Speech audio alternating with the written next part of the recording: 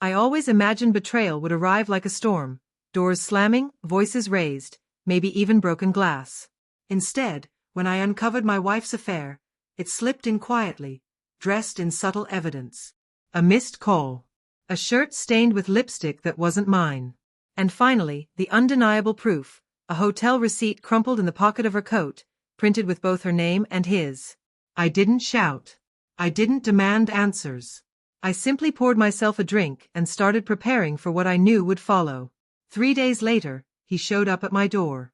I'd never met him in person, but I recognized him instantly from the photographs my private investigator had collected.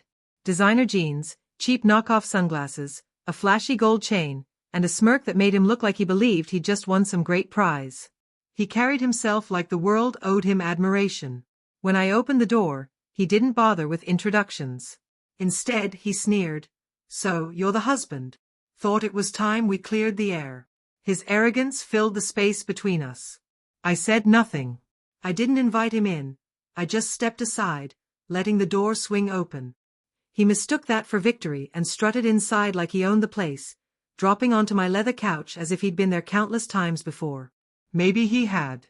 The thought twisted my stomach, but my face stayed unreadable.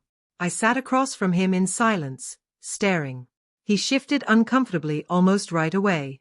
He'd expected rage, shouting, maybe even threats. But I gave him nothing. And silence, when it lingers, grows heavier than words. He cleared his throat and tried to fill the void. "Look, I know this is awkward, but she's not happy. You probably figured that out already. You seem like a smart guy." I only tilted my head slightly. No nod, no frown, no acknowledgement at all. The cracks in his confidence began to show, his hands twitching, his posture tightening.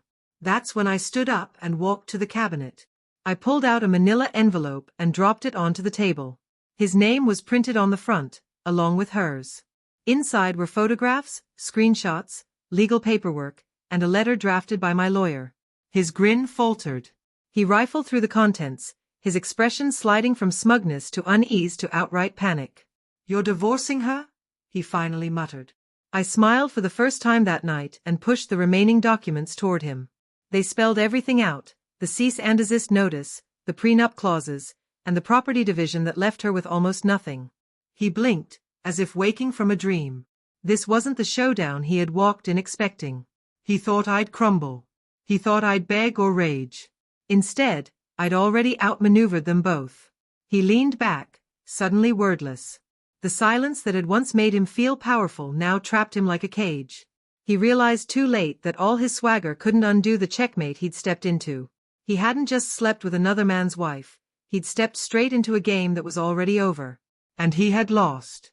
At last, he stood up. No clever remark, no false bravado. He didn't even meet my eyes. He shuffled toward the door, his shoulders slumped. I rose as well, not to stop him, but to remind him whose house this was. For a moment, he hesitated, like he wanted to speak. But in the end, he just walked out, a very different man from the one who had swaggered in. That night, Samira came home to find the locks changed and a single sheet of paper waiting for her, the divorce agreement.